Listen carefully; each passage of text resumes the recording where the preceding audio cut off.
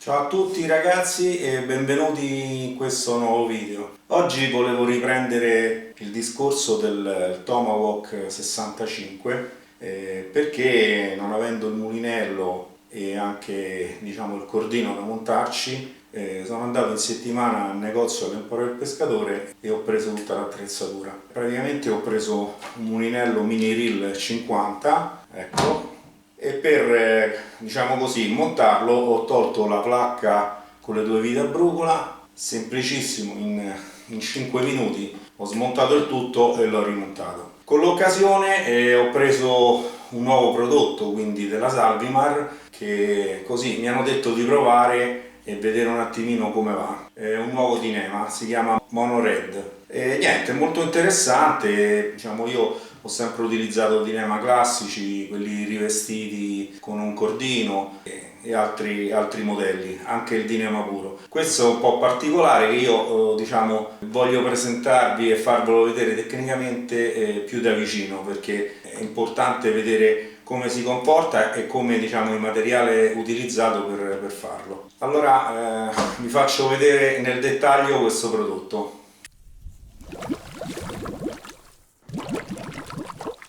Allora ragazzi, eccoci qua, abbiamo vari spezzoni di Dyneema e questo Mono Red della Salvimar.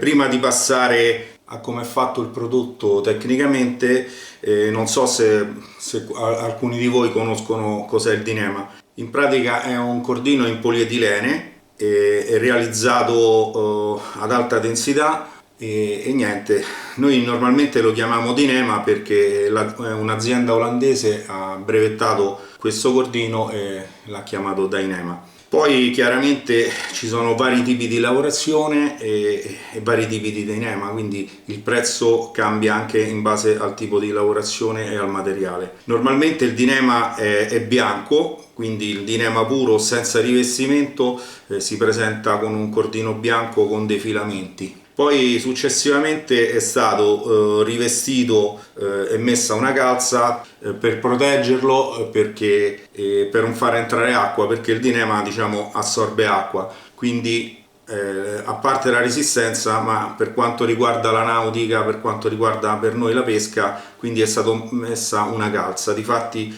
se noi vediamo, questa qui è la calza, possiamo sfilare direttamente dalla calza al Dyneema e si presenta in questo modo qui, quindi è sempre un cordino dei filamenti bianchi. E poi successivamente hanno fatto un rivestimento ancora più robusto, realizzandolo sia internamente che esternamente tutto in Dyneema, quindi la calza in questo caso è stato utilizzato tutto Dyneema e chiaramente costa di più e il prodotto è sicuramente più buono, più resistente e più rigido.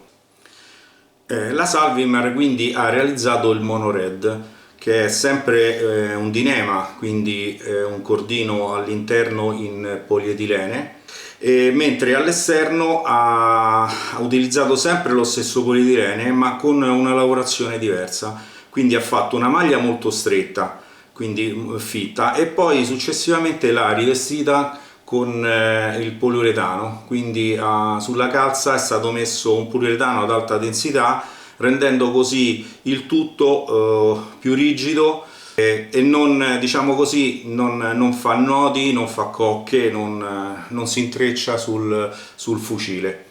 Oltretutto è possibile metterlo direttamente, cioè da mulinello, è possibile montarlo sull'asta, quindi basta fare un nodo direttamente sull'asta e si può utilizzare senza problemi, quindi avere meno connessioni tra Dyneema e nylon, ma fare un'unica montatura, e quindi c'è più resistenza e meno rottura allo strappo. La calza oltretutto aumenta la resistenza all'usura e chiaramente all'abrasione, aumenta il carico di rottura e resiste meglio ai raggi ultravioletti e lo rende anche galleggiante, quindi ha molte qualità maggiori rispetto al Dyneema classico.